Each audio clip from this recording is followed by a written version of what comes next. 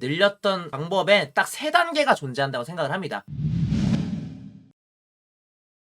반갑습니다 여러분. 오늘만큼은 과학의 진심이었던 남자 까펙입니다. 오늘은 왜 갑자기 뜬금없이 과학의 진심이었냐 라고 얘기를 하실 텐데요. 나름 그래도 한때 과탐을 공부하면서 단기간 내에 과탐 성적을 한 번에 좀 끌어올려봤던 그런 경험이 있었었는데요. 그래서 그거를 좀 공유해드리고자 찾아왔습니다. 이거를 좀 더 빨리 공개했었으면 좋았을 텐데 제 이전에 이런 공부법 관련된 영상들이 그렇게 관심을 많이 가졌을지 몰랐어요. 그래서 생각지도 못한 변수에 당황해가지고 과탐 관련된 컨텐츠를 내세울 엄두조차 못 냈었습니다. 그래서 이제서야 좀 떠올라가지고 브리나케 들고 왔는데요. 이게 얼마 남지 않은 기간이라 이게 뭐 얼마나 도움이 될지는 모르겠지만 그래도 제 구독자 여러분들 중에 꼭 현역이 아니더라도 혹은 재수생분들이 아니더라도 이제 시청을 하고 계신 분들이 좀 있으셔가지고 어느 정도 과학 공부하는 루틴에 대해서 좀 말씀을 드리고 싶습니다. 제가 과탐을 늘렸던 방법에 딱 3단계가 존재한다고 생각을 합니다. 첫 번째는 감을 만드는 과정, 두 번째는 만들어진 그 감을 키우는 과정, 그리고 세 번째는 그 키워진 감을 유지하는 과정이라고 생각을 합니다. 그래서 그 첫 번째 과정에서 감을 만드는 거에는 뭐가 들어가겠느냐, 바로 인강을 듣는 건데요. 일단 뭐 저는 과탐 같은 경우에는 워낙에 좀 인강 체제를 좀 맹신하는 그런 위주였었는데요. 왜냐면은 어쨌든 그분들께서 현행에 대해서 가장 연구를 많이 하셨고, 그렇다 보니까 이제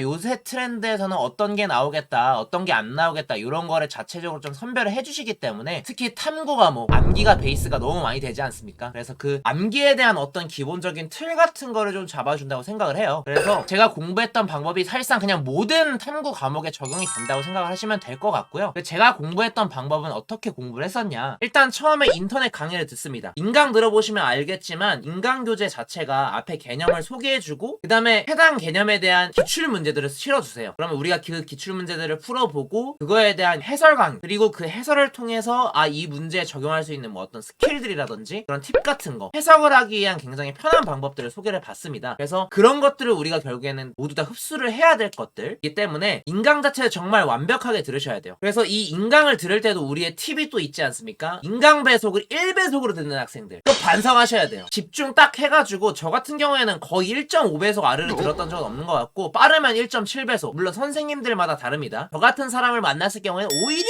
더 느리게 해야 되지 않나, 장난이고요. 아무튼 선생님에 맞춰서 배속은 조절하시면 될 것 같고, 그거에 따라서 일단 인강을 한번 정확하게 다 듣습니다. 문제도 꾸준하게 풀어야 되겠죠? 그래서 인강을 완벽하게 한번 1회독을 한 후에 이제 자체적으로 복습하는 시간을 가지셔야 됩니다. 그 인강 교재들, 내가 그동안 필기해왔던 거, 내가 틀렸던 문제들, 이런 것들을 한번 다시 복습하는 기간을 가져주시면 좋을 것 같고, 그래서 해당 인강 교재를 한 2, 3회독 정도 공부를 하신다고 생각하시면 될 것 같아요. 이 다음 루틴은 뭐가 들어가겠느냐, 이제 기출문제집을 들어갑니다. 기출문제집을 들어가게 되면은 우리가 이제 본격적으로 문제푸는 감을 키우는 과정이라고 생각하시면 될 것 같은데, 기출문제들에는 교권을 해석하는 방법, 뭐 생명과학 같은 경우에는 뭐 가계도 문제, 내가 어떻게 가정을 했을 때 이런 가정에 따라서 이런 결과가 도출이 된다든지, 뭐 물리 같은 경우에는 내가 식을 어떻게 세워봤다든지, 뭐 지구과학 같은 경우에는 이런 도표를 봤을 때 내가 어떻게 해석을 했어야 됐는지, 이런 모든 역대 기출들이 다 실려 있기 때문에 그걸 기반으로 교권을 해석하는 방법들, 그리고 도표를 보는 방법들, 이런 것들을 점점 길러가시면서 나의 감을 키워나가는 과정이라고 생각하시면 될 것 같습니다. 그래서 사실 저는 탐구 영역만큼은 기출문제집 하나로만 모든 감이 완성이 된다고 생각을 해요. 그래서 해당 기출문제집만 2, 3회독 완벽하게 회독을 하신다면은 감은 완벽하게 키워져 있을 거다라고 좀 자부할 수 있을 것 같습니다.